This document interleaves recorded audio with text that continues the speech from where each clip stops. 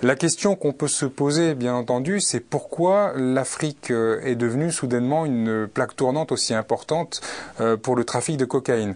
En fait, pour le comprendre, il faut revenir à la source, c'est-à-dire où est produite cette cocaïne. Elle est produite principalement dans 3 pays, la Colombie, le Pérou et la Bolivie.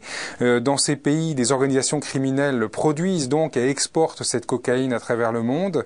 Le marché historique, le marché principal, c'est l'Amérique du Nord, ce sont les États-Unis et le Canada, mais depuis une dizaine d'années, ces marchés ont stagné. Ils restent très importants, mais ils ont stagné pour plusieurs raisons. D'abord, il y a une répression très forte, il y a aussi une diversification des drogues consommées sur ces marchés, et du coup, les organisations criminelles ont cherché à développer d'autres marchés.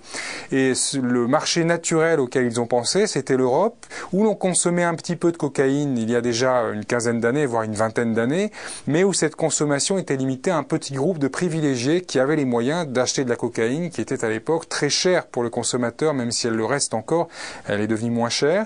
Et du coup, ils ont cherché des voies pour acheminer cette cocaïne vers l'Europe.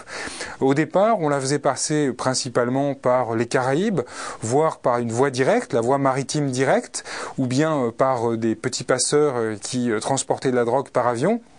Et puis, face à la répression, face à la multiplication des opérations de lutte contre la drogue, les organisations criminelles se sont dit qu'il fallait diversifier autant que possible les moyens, les plaques tournantes pour redistribuer cette drogue vers l'Europe.